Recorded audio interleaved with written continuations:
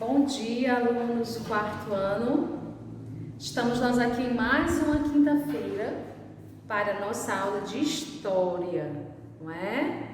Exatamente, dia de quinta-feira a gente tem aula de História. Logo após vocês irão ver a aula de Português, não é verdade? É sim, professora. E nós estamos aqui para iniciar mais uma manhã, certo? Espero que vocês estejam bem, que vocês estejam com saúde. Professora, eu estou com uma dor de cabecinha aqui, outra ali, mas vai passar, se Deus quiser, tá bom? Agradecer a você, aluno, a você, aluna do quarto ano, que está me dando a devolutiva das atividades, né? Aos pais, aos responsáveis que estão acompanhando cada criança. A você, criança, quero parabenizar. Professora, não entendi, né? Está me perguntando novamente como é que é para ser feito, não entendeu o conteúdo. Ótimo. É isso que você tem que fazer, tá certo? Você tem que me perguntar realmente.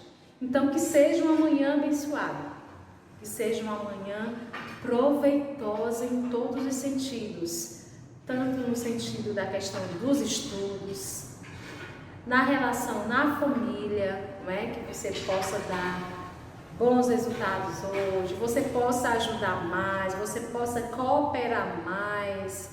Deixa a preguiça de lado, deixa essa dona preguiça para lá, não abre a porta para ela, deixa ela do lado de fora, tá certo? Não deixa ela entrar, porque se você deixar a dona preguiça entrar, pronto. Aí ela toma de conta, ela se sente assim, gente da sua família, se sente à vontade, quer ficar só sentada, só deitada, convida você para ir com ela e você acaba não resistindo e vai. Então não deixa a dona preguiça entrar. E vamos dar início à nossa aula de História, não é verdade? É, professora. Nós vimos na semana passada, da nossa página 256 até a página 259, a gente falou sobre o ciclo da borracha, né?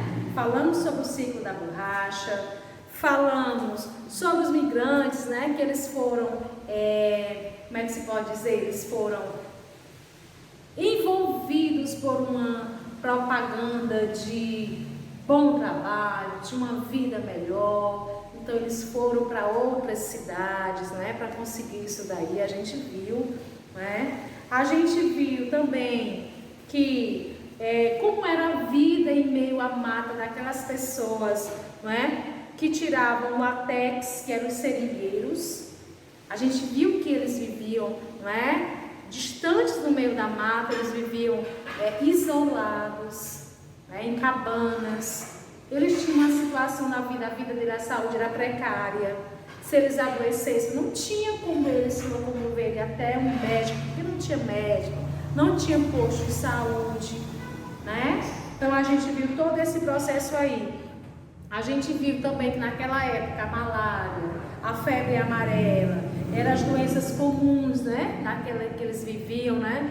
E muitos morriam dessa doença porque não tinha acesso ao médico, né? A gente viu também isso daí. Eles recebiam salários baixos, que eles recebiam não davam, né, para eles sobreviverem, trabalhavam porque precisavam.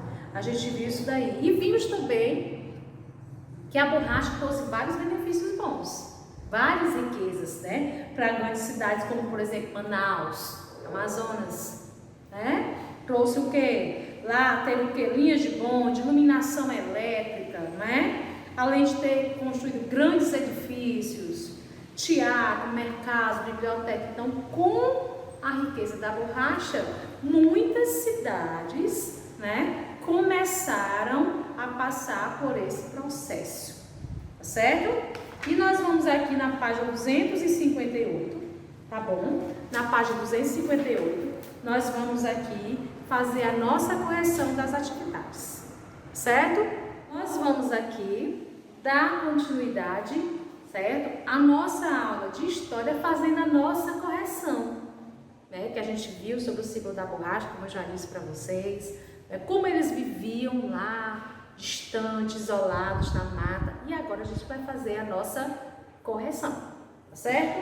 Na nossa página 258, ok? Na nossa página 258, na primeira questão, pergunta o seguinte: que produto encontrado na região norte do Brasil passou a ser amplamente explorado no final do século XIX? O que foi? O látex, certo? Você vai colocar o látex. Pronto. Na segunda questão, para que esse produto era utilizado? Eles utilizavam esse produto para quê? Né? Esse produto era utilizado para a fabricação de borracha natural. Então, você vai colocando na segunda questão. Era utilizado para a fabricação de borracha natural. Para a fabricação de borracha natural. Pronto. Ok? Pronto. Isso é a segunda questão. A terceira questão pergunta o seguinte: qual a origem da maior parte das pessoas que migraram para a região norte durante o ciclo da borracha? De onde é que vêm essas pessoas que iam lá para a região norte durante o ciclo da borracha? Vêm da onde? Da região nordeste do Brasil, né? Elas vinham da região nordeste do Brasil. A quarta: por que milhares de pessoas migraram para a região norte do Brasil durante o ciclo da borracha? Elas queriam o quê? Por que elas foram para lá? Elas foram atraídas por quê? Pelas promessas de trabalho e de boas condições de vida na exploração desse produto. Né? Então, quem trabalhasse no ciclo da borracha, eles tinham promessas de trabalho e boas condições de vida. Por isso que muitas pessoas migravam para lá, né? Saíam da região nordeste do Brasil e iam lá para a região norte, né? Porque acreditavam que lá eles teriam vida muito melhor, certo? Na quinta, forme frases. Aí você vai formar a frase pessoal, né? Com as palavras riqueza, modernização e látex. A riqueza produzida pela exploração do látex gerou a modernização das cidades, como Belém e Manaus.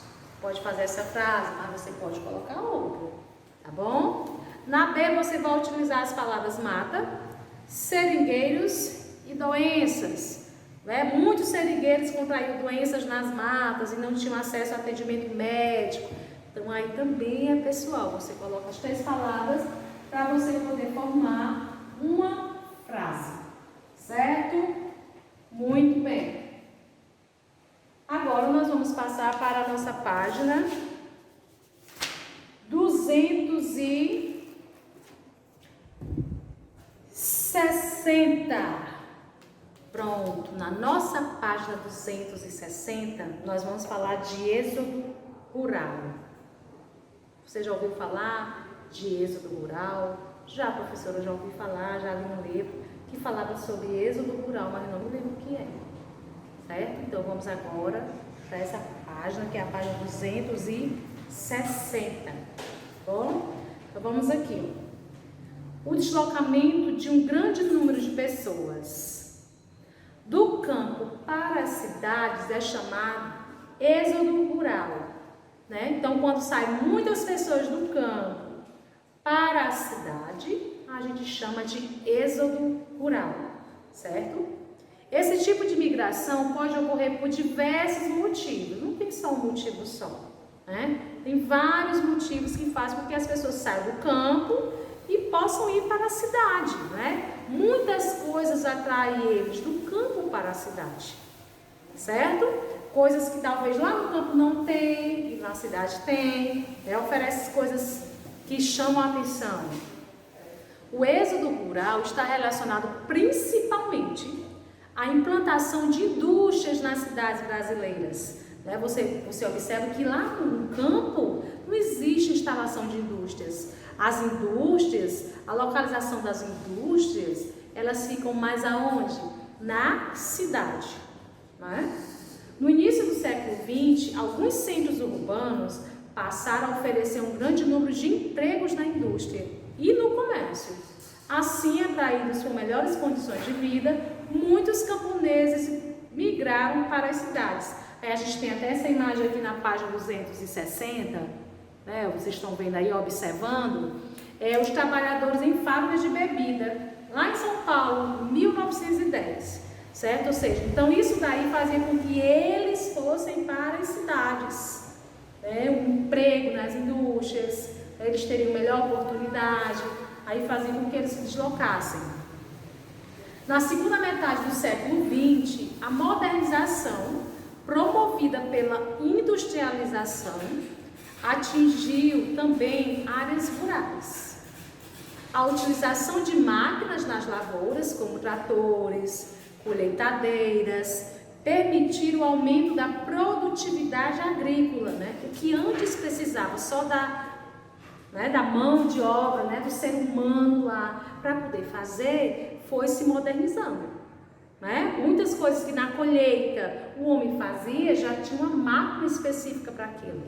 Né? Então já não necessitaria de tanto esforço, né? De tanta mão de obra. Né? Tinha os tratores, as colheitadeiras. Por outro lado, a mecanização das lavouras também provocou o aumento do desemprego entre os trabalhadores rurais, pois a sua mão de obra tornou-se cada vez menos necessária. O trabalho que talvez ele precisasse de 5 homens para fazer lá no campo, a máquina substituiu, o trator substituiu, né? Só precisa de um homem para poder fazer, né? Tá lá dirigindo o trator para poder fazer o que é necessário. Então o desemprego aumentou também com a modernização, né? Com a mecanização no campo. Foi bom, né? Para os donos das terras, sim, foram, claro que foi. Mas para os trabalhadores que precisavam trabalhar, o número de desemprego aumentou, né, nessa questão. E a gente vê que muitas coisas, né, estão sendo substituídas. O ser humano ele substitui por algum tipo de máquina. Isso é a modernização, é a mecanização. Muitos pequenos proprietários rurais também foram prejudicados. Com menos recursos para investir na mecanização de suas lavouras, era mais difícil para eles competir com os grandes proprietários rurais. Né? Quem seria mais beneficiado? Os que tinham os pequenos proprietários ou os grandes proprietários? Claro que foram os grandes proprietários que eram os mais os beneficiados. Eles tinham mais como investir na mecanização. Né? Assim, foram obrigados a vender suas terras e migrar para as cidades em busca de empregos. Aqueles pequenos proprietários, como eles viam, né, que não tinham como continuar, eles vendiam as terras dele para os grandes proprietários. E esses que tinham vendido as terras iam à procura de empregos nas cidades, certo? Aí é onde acontece a migração para o centro-oeste. A partir da segunda metade do século XX, a região centro-oeste do Brasil passou a receber cada vez mais imigrantes. Conheça a seguir alguns fluxos migratórios para essa região. Olha só, a construção de Brasília.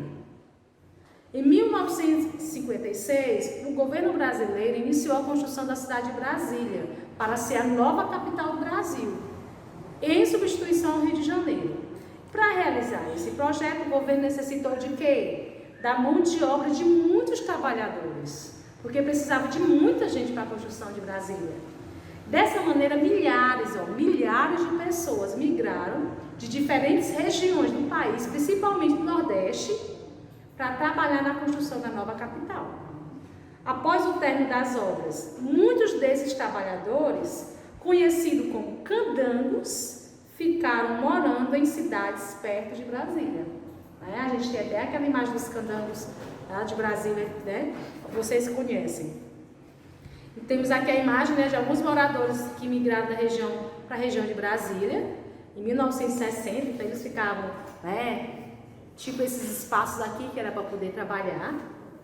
E os migrantes do sul, por volta de 1970, milhares de pequenos proprietários rurais do sul do Brasil, que estavam endividados e enfrentavam dificuldades para manter suas propriedades, migraram em busca de novas terras. Eles não tinham como né, ficar com as terras que eles tinham, estavam passando por diversas dificuldades, então tiveram que ir para o sul, né?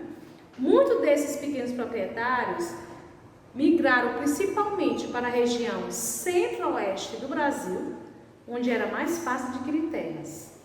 E nessa região, os novos proprietários passaram a desenvolver a agropecuária, criando o quê? Gado, cultivando soja, trigo, milho, entre outros produtos, certo?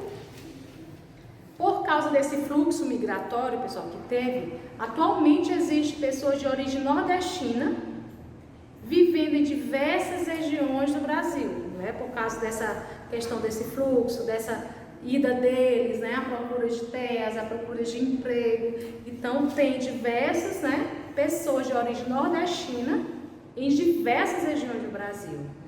Ao migrarem, essas pessoas levam com elas o quê? Parte da cultura do Nordeste brasileiro, certo? Eles levam a cultura que eles conhecem, a questão da culinária, né? A questão das danças, né? Tudo eles levam, porque é cultural. As expressões culturais da população nordestina envolvem o quê? Danças folclóricas, artesanatos regionais, ritmos, musicais, pratos típicos. A gente tem até aqui alguns exemplos. Em muitas cidades brasileiras é comum acontecerem feiras de tradições nordestinas. Nessas feiras, o que é que são vendido nessas feiras? O que é que eles vendem nessas feiras? Né? Eles vendem diversos produtos da cultura nordestina, como os artesanatos, pratos típicos, vestimentas. Na imagem, os alimentos típicos do Nordeste estão à venda na Feira de São Cristóvão, na cidade do Rio de Janeiro. Então, quando tem gente, quando às vezes vai lá no Rio de Janeiro, ele vai lá na Feira de São Cristóvão, ele encontra muita coisa da região Nordeste. Rapadura. Então, eles procuram essas coisas porque é tradição, é cultural. Outra, atualmente a cultura nordestina faz parte do cotidiano das pessoas que vivem na região norte. Um dos exemplos disso é o que? O festival realizado na cidade de Parintins, no estado do Amazonas. Nesse famoso festival, há apresentações das danças tradicionais da cultura nordestina, que foram incorporadas à cultura local. Temos aqui a apresentação da dança de Parintins, né, em 2015, e logo abaixo alguns ritmos, né, nordestinos, como o baião, que é apreciado em todo o Brasil, e em muitas cidades brasileiras é comum existirem bailes conhecidos como o quê? Forrós, tem muita gente que conhece como forrós, onde as pessoas dançam ao som de músicas de origem o quê? Nordestina, certo? Então, com esse fluxo migratório, a cultura sertaneja, a cultura nordestina, acabou sendo conhecida em algumas outras regiões, né? A questão das danças, das vestimentas, da culinária, né? Acabou se desenvolvendo dessa forma aí.